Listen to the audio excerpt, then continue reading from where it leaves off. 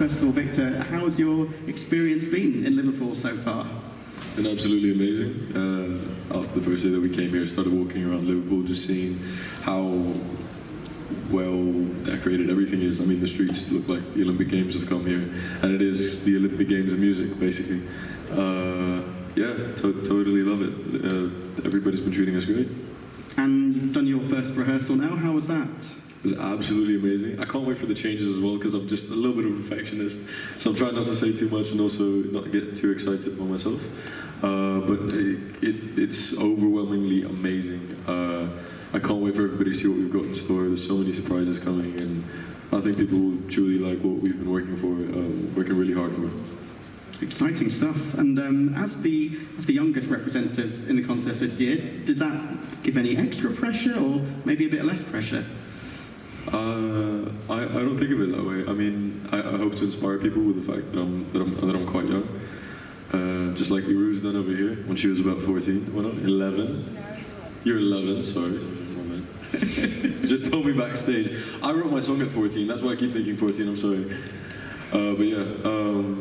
I think it's a source of inspiration, and hopefully I impress people enough, and give a good impression, I mean, to inspire people. But yeah, pressure-wise, I don't think of it. I just think of myself as an artist, come here to do his job and entertain. And what's that feeling like when you walk out onto the stage for the first time? Obviously, you'd have been doing all the planning and all the rehearsals over the last few weeks and last few months, but then when you first of all get into the arena and onto that stage, talk us through that feeling. Yeah. It's a lot bigger than I'd imagined. Not that I thought any less of Eurovision. I mean, I thought the world of it, but it's just come out to be so much more as well. I'm really happy that I have the space enough on stage to just express the emotions I have inside me, and just really bring out my energy into the audience, and that's all I truly want to do. It's amazing. Great. Well, we wish you all the best. Thank you. Thank you so much. So, going to Ehret now, to Georgia. Welcome. And again, how are you enjoying your Liverpool experience so far? Oh, it's been amazing. I love the city so much. It's so beautiful. And I love the houses, that they're like all identical. They're so cute. And done the first rehearsal now. Happy with how everything went?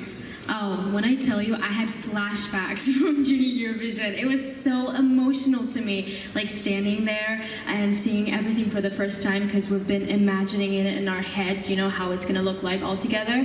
And when I saw everything, it was surreal. It was amazing. And you mentioned Junior Eurovision because, you know, you're a veteran. You're a Eurovision winner, of course, from Junior Eurovision in 2011, I think it was? Yes, it was 2011. What have you been doing since then? How did that condense into 2 minutes, that journey from Junior Eurovision winner to the Eurovision stage in Liverpool?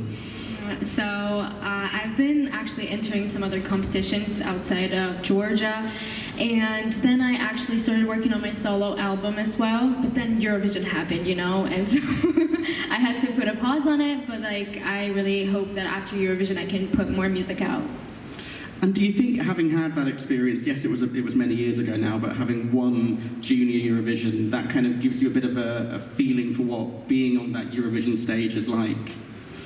Definitely, like getting this chance to experience everything at a young age, because Eurovision is very unique and very packed, you know, like everything's like you're on the schedule, everything's happening so fast, and I'm so glad that I got to experience this at a young age, because now I kind of got used to how it was, and now that I'm here, it's like helping me, you know. I actually grew up and just developed as a singer way more. And I think you've got the same songwriter or co-writer for your song this year as you had back with Junior Eurovision. Yeah, How's that been as a collaboration? We've actually been working together for like almost 10 years, like since Eurovision happened. He's my producer now, and so it's very comfortable working with him, because he's a genius, and he's also my friend, like, so he knows me so well, and we had such a little time to write the song and everything, like just 2-3 weeks to film everything, music video and stuff. So like he being super amazing helped me so much to put out this music. Great, well thank you, and again wish you all the best. Thank you so much. Last but not least, we move to Australia and Voyager. Great to see you here in Liverpool. For those who don't know all of your names individually, and sure, as hardcore fans you must do, please introduce yourselves. My name's Voyager Australia. My name is also Voyager Australia, otherwise known as Danny. Yeah, sorry, I'm Alex. Hello, I'm Ash. I play drums. I'm Simone and I play guitar. And I'm Scott and I also play guitar. And we feel very old compared to these extremes. Yeah? So, you know, I want ageism not to be a thing, but I feel like these overachievers over here, I mean, that's amazing stuff, really, I have to say. I mean, that is one of the diversity of Eurovision. There are people from all ages representing. And, you know, joking apart, do you think, you know, there are things you learn from each other as performers? Also, a big shout out to the bald community. We have two proud members of the community. Contrary to popular belief, we are not the same person. Scott and I, we get this a lot. Yeah, $5 penalty, yes, that's right. I was just hearing you talk about, you know, you being 16 years old, playing Eurovision, and thinking about the gigs I was playing when I was 16 years old. Very different. Shitty little pub in Australia. I actually probably shouldn't have been there because it's over 18s, and I had to hide in the toilet for 2 hours before coming out and playing the show. Yeah. So What a journey. I know, right? You know what? Made it here in the end. Do you know what, mate? I respect playing in shitty pubs more than just going to Eurovision. That shows a lot of grit and a lot of bravery and a lot of, you know, showing that you love what you do. I mean, going to pub and playing for no one. I mean, I used to busk as well, to go out and just play. So, when I was crap, people didn't stop, and even when you're good, sometimes they don't stop. You know, people got places to go. but that's just doing what you love and keeping going for it forever is what matters. And a gig's a gig, right? Sure.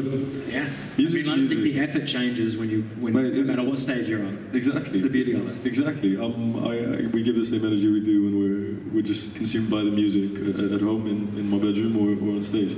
The point is to take that bedroom energy onto the stage. For sure. Keep that same energy, right? Exactly. That's what the kids say. And when you're performing on the stage to thousands in the audience, potentially millions watching on TV, and you're thinking back to the shitty little pubs that you played in the past, is that all kind of part of a journey? How do you kind of you know? Hell yeah. That's actually what I love most about music. On our last tour, when we finished up in Europe last year, we played 1,500 people. This awesome festival in Germany, and then the following weekend, Ash and I were playing in a little Irish pub to like 20 people, and we just kind of looked over each other and we're like, "This is so bizarre," but you know what? Like, we're still playing music, and it's almost beautiful in a way. So you can play to thousands of people, and then still derive the same amount of enjoyment, almost, on smaller stages playing music. But it's still the privilege of playing music. And that's something that, you know, when we are older than we are now, and we're, you know, maybe more bald, I don't know if that's possible, but we're sitting, we can say, yeah, we played all these little small shows. That's what makes Eurovision so special, and nothing can take that away from us. That's the experience of being on that stage is so special. I should qualify that the enjoyment is generally requires a minimum of 10 people in the audience. Anything under that is not enjoyable. That's a very frontman answer. As the bass player, I'll take what I can get. All right, so one person, a mirror, would be fine by me.